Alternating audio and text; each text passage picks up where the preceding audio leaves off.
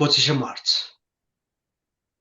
1971-এর পর থেকে আমরা এই দিনটিকে স্মরণ করে আসছি ইতিহাসের একটা কালো দিবস হিসাবে, মর্মন্তত স্মৃতির দিবস হিসাবে।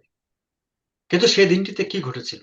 দর্শক, আমরা মার্চ মাসের শুরু থেকে 1971-এর মার্চ মাসের প্রতিদিনকার ঘটনা প্রবাহের দিকে দৃষ্টি দেওয়ার চেষ্টা করেছি, জানবার চেষ্টা করেছি 71-এর মার্চ মাসে কি ঘটেছিল। 2026-এর মার্চে দাঁড়িয়ে আবার নতুন করে ইতিহাসকে দেখা, ইতিহাসকে বুঝবার চেষ্টা করা। আজকে আমরা কথা বলবো 1971 সালের 25শে মার্চ, সেই দিনটায় কি ঘটেছিল, কিভাবে ঘটেছিল, কেন ঘটেছিল। আজ আমার সঙ্গে আমার আমন্ত্রণে আলোচনার জন্য সংযুক্ত আছেন সিনিয়র সাংবাদিক সম্পাদক মোজাম্মেল হোসেন। মোজাম্মেল হোসেন, আমরা ওনাকে মঞ্জু ভাই হিসাবে ডাকি। আপনাকে অনেক ধন্যবাদ, কৃতজ্ঞতা যে আপনি আমাকে সময় দিতে রাজি হয়েছেন। সাগর, ধন্যবাদ এবং আমার দর্শক শ্রোতাদের শুভেচ্ছা। আজ একটি বিশেষ দিনে আপনি আমাকে স্মরণ করেছেন বলে আপনার প্রতিও কৃতজ্ঞতা। দেখলাম আপনি পুরো মার্চ মাস ব্যাপী সেই ঐতিহাসিক ঘটনাবলী দিনকে দিন আবার তুলে ধরেছেন এবং অনেকেই সেই বয়ানে অংশগ্রহণ করেছেন। 25শে মার্চ সারা পৃথিবীর ইতিহাসে এক জঘন্যতম গণহত্যার কালো দিন হিসেবে ইতিহাসে একটা অক্ষয় ছাপ রেখে যাবে।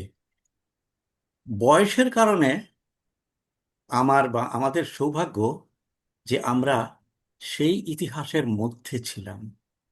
আমি বলছি যে সেই ইতিহাসের ভেতরে আমরা হেঁটেছি। আপনার আমার কেবল ইতিহাসের অংশ। বিশ্ববিদ্যালয় সৌভাগ্যবশত অথবা এই বিরাট অভিজ্ঞতা দেখার সুযোগ বটে, আমার বিশ্ববিদ্যালয় জীবন কেবল শেষ হয়েছে। তখন আমি একটি সাপ্তাহিক পত্রিকার সঙ্গে সাংবাদিকতায় যুক্ত হয়েছি। সেই পত্রিকাটি প্রকাশ করত তৎকালীন পাকিস্তানে অত্যন্ত নির্যাতিত এবং আত্মগোপনে থেকে কাজ করতে বাধ্য হওয়া কমিউনিস্ট পার্টি। তারা প্রকাশ্যে একটি কাগজের উদ্যোগ নিয়েছিল। 70 সালের জুলাই থেকে তা প্রকাশিত হয়। 71-এর সেটি সাপ্তাহিক ছিল, 24-25টি সংখ্যা পাকিস্তান আমলেই বের হয়েছিল। ওই কাগজটিতে আমি সকালে উঠে কাজে যেতাম। সেটি পুরনো ঢাকার লক্ষ্মীবাজার এলাকায় একটা গলির মধ্যে একটা ছ্যাকরা প্রেস, সেখানে আমাকে চলে যেতে হতো। আর এদিকে আমরা তো জানি সারা মার্চ জুড়ে গোটা দেশ যেন অগ্নিস্ফুলিঙ্গের মতো টকবক করে জ্বলছে। প্রতিদিন সভা সমাবেশ মিছিল, বিভিন্ন জায়গায় পাকিস্তানিদের সঙ্গে সংঘর্ষ, হত্যাকাণ্ড ঘটছে পুরো মার্চ মাস জুড়ে এরকম। আর আমাদের ছাত্ররা, আমি তো ছাত্র ইউনিয়নের সঙ্গে যুক্ত ছিলাম, আর সেই অবস্থাতেই আমি আত্মগোপনকারী কমিউনিস্ট পার্টির কর্মী হয়ে উঠি। তো ছাত্র ইউনিয়নের ছেলেমেয়েরা তখন আপনার ওই কাঠের ডামি রাইফেল নিয়ে বিভিন্ন রকম ঢাকা বিশ্ববিদ্যালয়ের যে মাঠে, সেখানে তারা এক ধরনের বলতো যে আমরা প্রশিক্ষণ নেই, এবং সেখানে এই প্রশিক্ষণের মধ্য দিয়ে যতটুকু না আপনার অস্ত্র প্রশিক্ষণ, তার চেয়ে বেশি মানসিক প্রস্তুতি এটি গড়ে উঠছিল। তো সেটা আমি দেখতে পেতাম না বলে আমার খুব দুঃখ যে আমাকে সকালে পুরনো ঢাকায় চলে আসতে হয় পত্রিকা অফিসে। 25শে মার্চ সকালে আমি প্রথমে গেলাম সেই মাঠে। সেখানে কিছুক্ষণ অংশগ্রহণ করে আমি জানতাম যে অনেক কিছু অনিশ্চয়তার মুখোমুখি আমরা পড়েছি, কি হবে আমরা জানি না। সেখান থেকে আমি চলে গেলাম সেই প্রেসে। তো আপনার সঙ্গে কথা বলতে আজকে আমি এটাকে মিলিয়েই বলি যে তখন ঐতিহাসিক পরিস্থিতি কি ছিল, কি ঘটনা ঘটেছিল, আর আমার ব্যক্তিগত একান্ত ব্যক্তিগত অভিজ্ঞতাগুলো কি। আমি যদি এটাকে মিলিয়ে বলি, আমার মনে হয় না যে খারাপ হবে। না, নিশ্চয়ই, নিশ্চয়ই। হ্যাঁ, তো ধরুন, আমরা তো জানি 70 সালের নির্বাচনের মধ্য দিয়ে গোটা পাকিস্তানে আওয়ামী লীগ সংখ্যাগরিষ্ঠতা হলো 300-র মধ্যে 167 আওয়ামী লীগের। আর পশ্চিমবঙ্গের, আরে পশ্চিম পাকিস্তানের জুলফিকার আলী ভুট্টোর পিপুলস পার্টি 85টি আসন কেন্দ্রে। কেমন, তাতে গোটা পাকিস্তানে তো আওয়ামী লীগের সরকার গঠনের কথা। হুম।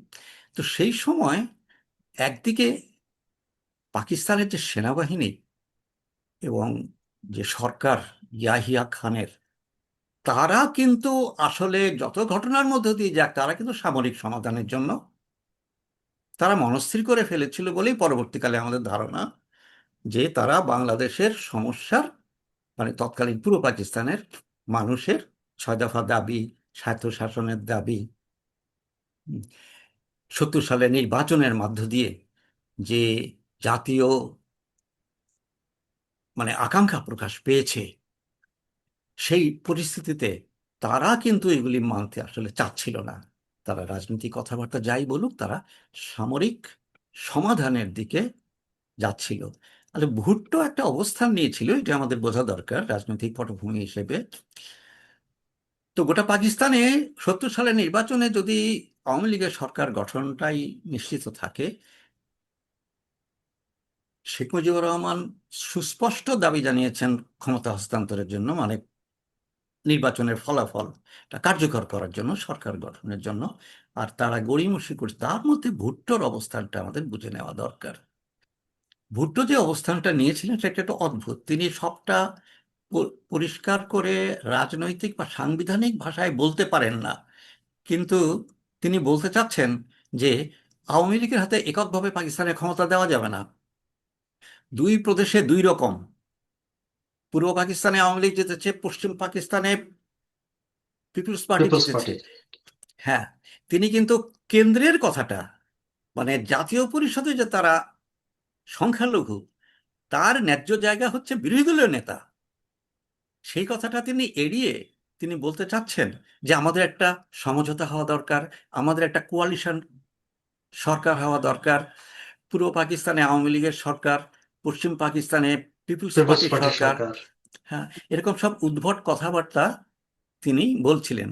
আর বঙ্গবন্ধু শেখ মুজিবুর রহমানের অবস্থান ছিল যে নির্বাচনের ফলাফল অনুযায়ী সংসদ ডাকা হোক, এবং তখন জাতীয় পরিষদ বলতো, বাংলাদেশে এটা সংসদ হয়েছে, জাতীয় পরিষদ অধিবেশন ডাকা হোক, সরকার গঠন করা হোক। অনেকেই জায়গায় একটা ঐতিহাসিক কথা বলি, অনেকে বঙ্গবন্ধু বাংলাদেশের স্বাধীনতার নেতা নন এই কথাটা মানে বলার জন্য এই বিষয়টা ব্যবহার করেন না। তিনি তো পাকিস্তানের প্রধানমন্ত্রী হতে চেয়েছিলেন, তিনি তো বাংলাদেশের স্বাধীনতা চাননি। কেমন, কিন্তু দেখুন 7ই মার্চের ভাষণে বঙ্গবন্ধু কি করেছিলেন, এই পটভূমিটা আমাদের মনে রাখা দরকার। তিনি 4টা দাবি উত্থাপন করেছিলেন: গোলাগুলি বন্ধ করো, সেনাবাহিনী ফিরিয়ে নাও, পরিষদ ডাকো, কেমন, আর যে সমস্ত হত্যাকাণ্ড করেছে ওগুলো বিচার করো। এইটা বলে তিনি বলটা ঠেলে দিয়েছিলেন ইয়াহিয়ার কোর্টে, যে ইয়াহিয়া এখন জবাব দিক। কেমন, আর বাংলাদেশের মানুষকে তিনি বললেন যার যা কিছু আছে তাই নিয়ে প্রস্তুত থাকো, শত্রুর মোকাবেলা করতে হবে, ঘরে ঘরে দুর্গ গড়ে তোলো। কেমন, ভাতে মারবো, পানিতে মারবো। মানে দেখেন, গেরিলা যুদ্ধের প্রস্তুতির একটা ইঙ্গিত তিনি দিয়ে গেলেন। আর বিশ্ববাসীকে বললেন যে আমি ন্যায্য সমাধান চাই, আমি ভোটে জিতেছি, আমি জাতীয় পরিষদে নিয়মতান্ত্রিক রাজনীতি চাই। আমি, তিনি বললেন কথাটা এইভাবে। অনেকেই তখন বলছিল যে স্বাধীনতা ঘোষণা করেন, স্বাধীনতা ঘোষণা করেন।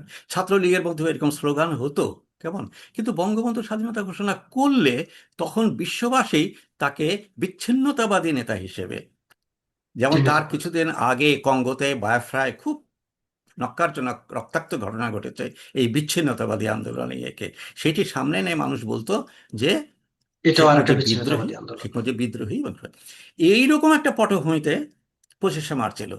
আপনারা জানেন, এবং আপনি তো গত কয়েকদিন এটি প্রচার করেছেন, যে 16 তারিখ থেকে 22 তারিখ পর্যন্ত এই 7 দিনের মধ্যে 6টি বৈঠক হয়েছিল প্রেসিডেন্ট ভবনে, যেটা এখন সুগন্ধা রাষ্ট্রীয় অতিথি ভবন। তৎকালীন প্রেসিডেন্ট ভবনে ইয়াহিয়া খান এবং বঙ্গবন্ধু শেখ মুজিবুর রহমান, এই দুই পক্ষের মধ্যে 6টি বৈঠক হয়েছিল 7 দিনে, 18 তারিখেরটা বাদ দিয়ে। এই 6টি বৈঠক যখন শেষ হয় তখন কিরকম অবস্থা ছিল? একটা দোটানা ছিল।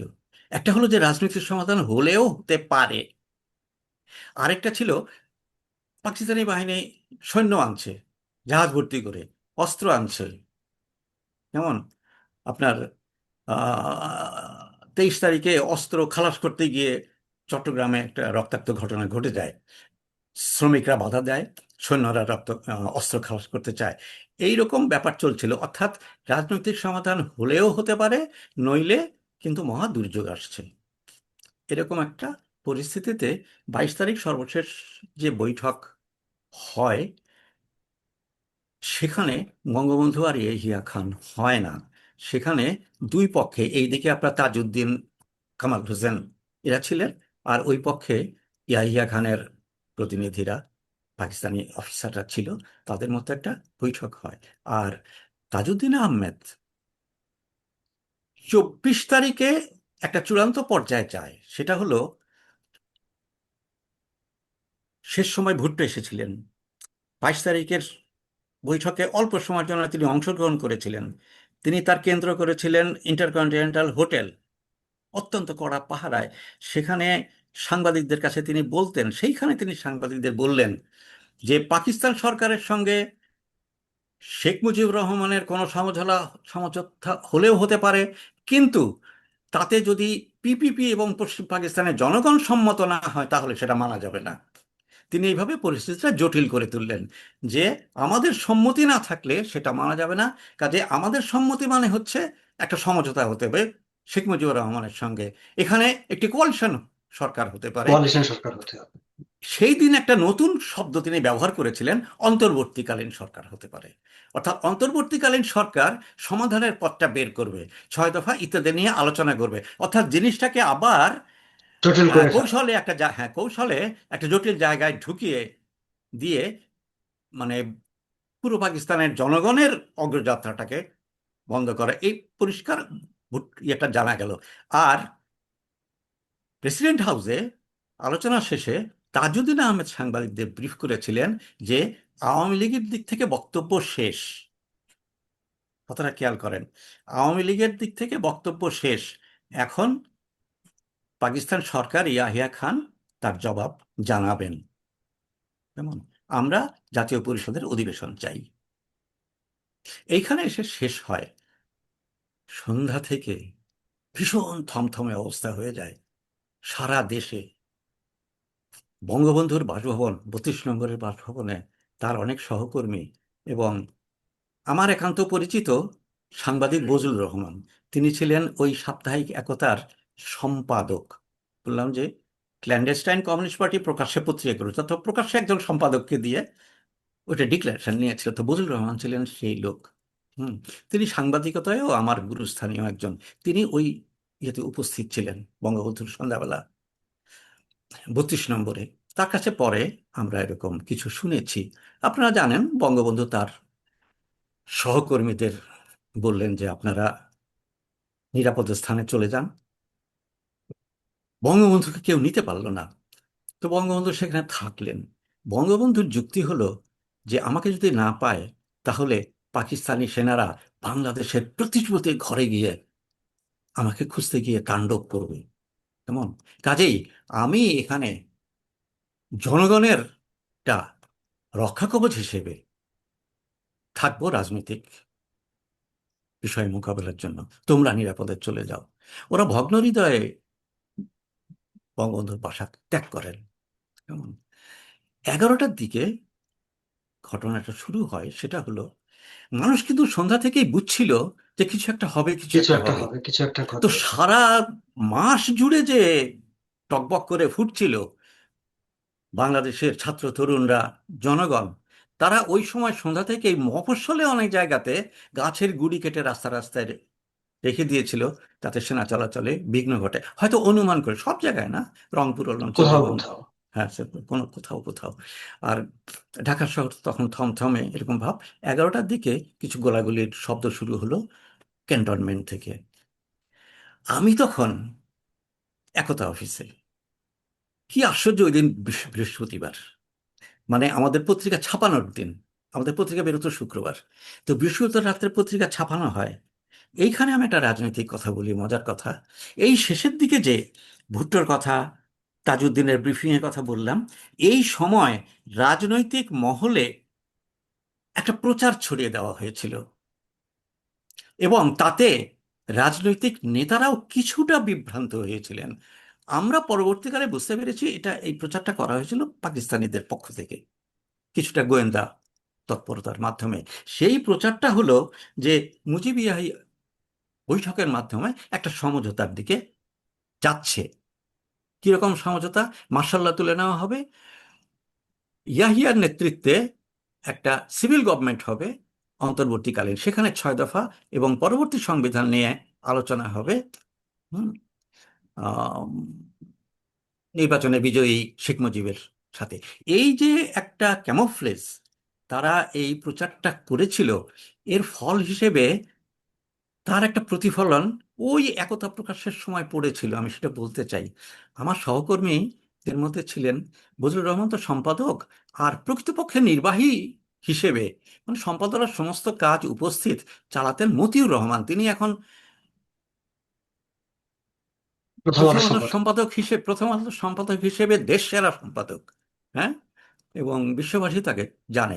ওই মতিউর রহমান আমাদের মানে সিনিয়র সহকর্মী ছিলেন। আর আমার সমকক্ষ আরেকজন সহকর্মী ছিলেন, তিনিও পরবর্তীকালে সাংবাদিকতায় ভালো স্থান অর্জন করেন। দৈনিক সংবাদের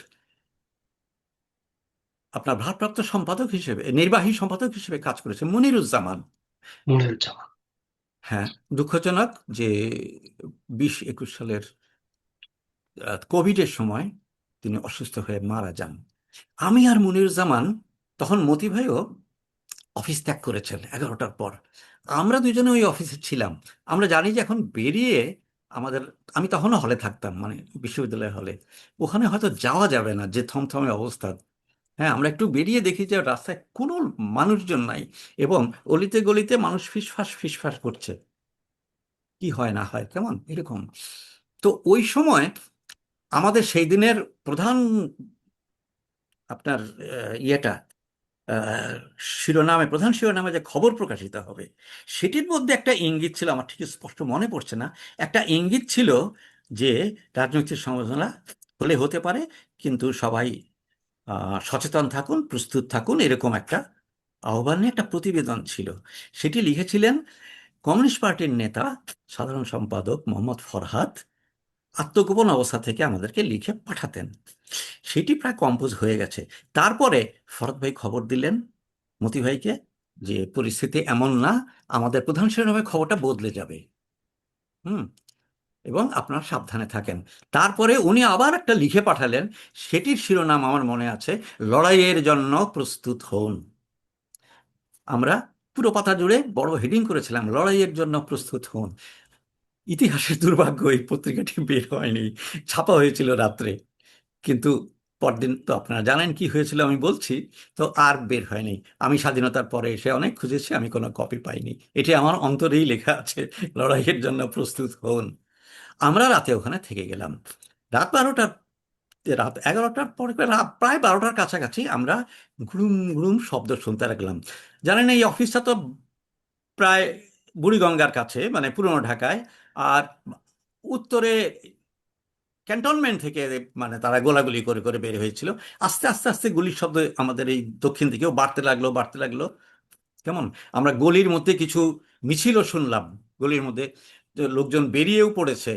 হ্যাঁ, বীর বাঙালি অস্ত্র ধরো, বাংলাদেশ স্বাধীন করো। স্বাধীন করো। হুম, হ্যাঁ, এইরকম স্লোগানও আমরা শুনতে পাচ্ছি, আর ওই গোলাগুলি শুনতে পাচ্ছি। বজলুর রহমান, বললাম যে বঙ্গবন্ধু বাসা থেকে বেরিয়েছিলেন, তিনি কোনো মতে এসে পৌঁছেছিলেন। তিনি তার বাসায় পৌঁছতে পারেননি, তার বাসা ছিল পুরোনো ঢাকায়, আম, বংশাল রোডের কাছাকাছি, হ্যাঁ, নওয়াবপুরে। সেখানে তিনি পৌঁছতে পারেননি, তিনি দৈনিক পাকিস্তানে নেমে যান।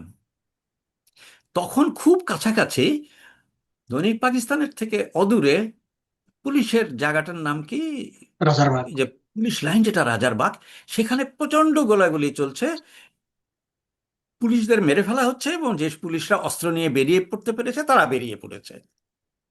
এই বিবরণটা যতটুকু বজলু ভাই শুনেছিলেন, তিনি টেলিফোন করে দৈনিক পাকিস্তান, তখন দৈনিক পাকিস্তান পত্রিকাটা, হ্যাঁ, এটি মতিঝিলের জি। মোড়ে, তো ওখান থেকে আমাদের একতা অফিসে ফোন করে আমাদের বললেন যে আপনি আর মনির তো আছেন, আচ্ছা আপনারা বেরোবেন না, আপনারা ওখানেই থাকেন, ভোর পর্যন্ত দেখেন কি হয়। আমি দৈনিক পাকিস্তানে আটকা পড়েছি, এই হচ্ছে ঘটনা। ওই স্বাধীনতার আগে বদরুল রহমানের সাথে ওইটা আমার শেষ কথা। আমরা ভোরবেলা বের হলাম, ভোরবেলা আবার গোলাগুলিটা একটু থেমে গিয়েছিল, মানে, কিন্তু আমরা পূর্ব ঢাকায় প্রচন্ড গোলাগুলির আওয়াজ, কাছাকাছি মানুষের চিৎকারও শুনেছি। এবং পরবর্তীকালে পরবর্তী 2 দিন আমি তো তখন দূর থেকে আমি দেখেছি যে পুরনো ঢাকায় আগুন জ্বলছে, তখন ওরা গোলাগুলি করে এবং অনেক বাড়িতে আগুন লাগিয়ে দেয়, মানুষ ছোটাছুটি করলে আবার গুলি করে, এভাবে মারা যায়, এই ধরনের ঘটনা ঘটেছিল। এর তো সঠিক হিসাব পাওয়া মুশকিল, সংবাদপত্রে বিভিন্ন রকম বেরিয়েছিল। এমনকি এরকমও বেরিয়েছিল যে 25-26 তারিখে দুই 25-26 তারিখে ঢাকা শহরে 50,000 লোক মারা গেছে। অত লোক মারা না গেলেও কয়েক হাজার লোক মারা গেছে। এবং 26-27 তারিখে মানুষ তো ঢাকা ছাড়তে আরম্ভ করেছিল, আপনি জানেন। আচ্ছা, 25 তারিখে রাতের কথা বলি। জি। আমরা রাতে কাটালাম, এমনকি শেষ রাতের দিকে সারাদিনের এই উত্তেজনা আর ক্লান্তিতে শেষ রাতের দিকে আমরা দুজন একটু ঘুমিয়েও পড়েছিলাম, মানে কাগজের গাঁটটি মাথায় দিয়ে নিউজ টেবিলের উপরে আমরা দুজন একটু ঘুমিয়েছিলাম। খুব ভোরেই ওই কর্মচারীরা আমাদের ডেকে দিল, ওই পত্রিকা দেখালো, লড়াইয়ের জন্য প্রস্তুত হন। কিন্তু ওই পত্রিকা একটা হাতে নিয়ে বেরোনোর আমাদের সাহস ছিল না, আর রাস্তা ধরা পড়লে আমাদের তৎক্ষণাৎ গুলি করে মেরে ফেলতো। ফলে আমরা কোনো কপি নেই ওটা দেখেছি আমরা। দুইজনে খুব ভোরে বেরোলাম, বেরিয়ে রাস্তাঘাট দিকে প্রায় ফাঁকাই, কিন্তু আর্মির গাড়ি চলছে শুধু, গোলাগুলি মোটামুটি থেমে গেছে ভোরে, কেমন। এবং আমরা জানি কারফিউ আছে। তখন আমরা, গোলাগুলি তো না, মোস্টলি গুলি, কারণ গুলি তো তারাই করেছে মোস্টলি। হ্যাঁ অবশ্যই গোলাগুলি মানে শব্দটাকে আমি গোলাগুলি বলে মানে প্রকাশ করছি, কিন্তু অবশ্যই ধন্যবাদ, তারা তো একতরফা গুলি। তো তাদের তখন আর সেরকম গুলির শব্দ শোনা যাচ্ছিল না। কিন্তু আবার ভোরবেলাও দেখা গেল কোনো কোনো জায়গায় দূরে দেখে আগুন জ্বলছে পুরো ঢাকায়। তো আমরা মূল রাস্তা এড়িয়ে প্রাণ হাতে করে গলিতে গলিতে গলিতে ঘুরে ঘুরে ঘুরে, মতি ভাইয়ের বাসা ছিল, মতিউর রহমান তার বাসা ছিল বংশাল রোডে। হ্যাঁ, 263 বংশাল ছিল সংবাদের অফিস, আর 240 বংশাল হলো মতিউর রহমানের বাসা, যা পরবর্তীকালে আমরা স্বাধীনতার পরে একতার অফিস হিসেবে ব্যবহার করি। সেইখানে ছিল তার বাসা, তার মা ছিল থাকতেন আমি জানি। আমরা অলিতে গলিতে গিয়ে সেখানে পৌঁছি। সেখানে পৌঁছানোর একটু আগে, সংবাদ অফিসের একটু পরে, আমরা যদি ওই দিক থেকে আসি সংবাদ অফিসের দিক থেকে, তাহলে হাতের বাঁ পাশে পড়ে বংশাল ফাঁড়ি, পুলিশের ফাঁড়ি। সেই দৃশ্যটা এখনো আমার মনের চোখে জল জল করছে। একটা হাফ ওয়াল ছিল, মানে মানুষের সমান একটা দেয়াল, মানে উঁচু দেয়াল না, যেমন বাউন্ডারি দেয়াল থাকে। তো ওই পুলিশ ফাঁড়ির সামনে যে বাউন্ডারি দেয়ালটা রাস্তায়, সেইখানে একটা পুলিশের মরদেহ অর্ধেক ঝুলে আছে, অর্ধেক দেয়ালের ভিতরে অর্ধেক বাইরে। আর একটা মরদেহ রাস্তার পাশে, সেটাও পুলিশের। অর্থাৎ ওই পুলিশ ফাঁড়িটিতে পাকিস্তানিরা কামান, মেশিন গান যাই দিয়ে হোক গুলি করেছিল, পুলিশরা পালানোর চেষ্টা করেছিল, ওইভাবে মরে পড়ে। এইটা আমার 25শে মার্চ প্রথম মৃতদেহ দেখা। সেই অবস্থায় আমরা মতি ভাইয়ের বাসায় পৌঁছি, আমরা সেখানে মতি ভাইকে জানাই এইসব, তিনিও যা জানেন আমাকে বললেন। আমরা ওখানেই নাস্তা করলাম, মতি ভাইয়ের মা আমাদের নাস্তা খাওয়ার ব্যবস্থা করলেন। মতি ভাই বললেন যে ঠিক আছে, তোমরা তাড়াতাড়ি যাও এবং ঢাকা ছাড়ার চেষ্টা করবা। তো কারফিউর মধ্যে তো ছাড়ার চেষ্টা করা কঠিন, ছাড়ার চেষ্টা করবা। তো এইভাবে তা সেই দিনই আমাদের ওই যে তিনজনের ছাড়াছাড়ি হলো, যে আমরা এখন নিজের নিজের মতো করে। হুম। আমি হলে যাওয়ার সাহস পেলাম না, আর যাওয়াও সম্ভব ছিল না আপনার, ছিল। তা আমি বিশ্ববিদ্যালয়ের কাছাকাছি কিন্তু গেলাম। হুম। দেখি যে আর্মির কোনো গাড়িও নাই, কোনো মানুষও নাই, এরকম আরো কিছু।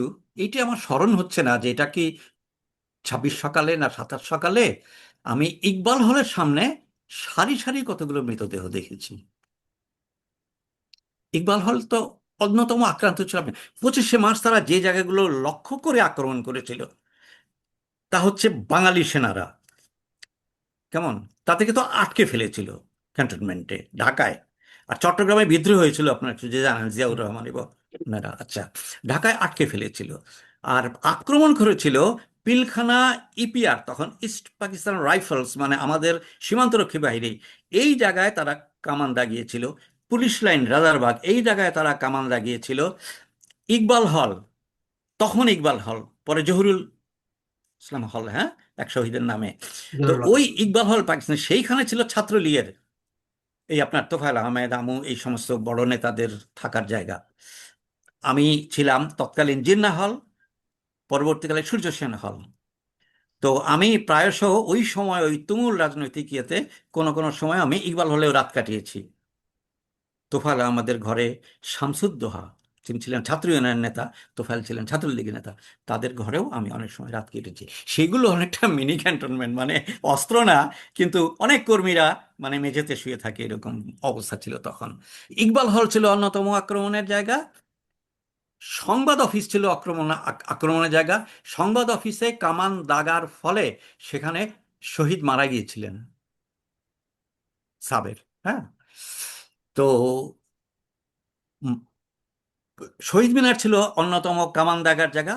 কামান দেখে শহীদ মিনারের মানে মিনার ভেঙে ফেলেছিল, কেমন।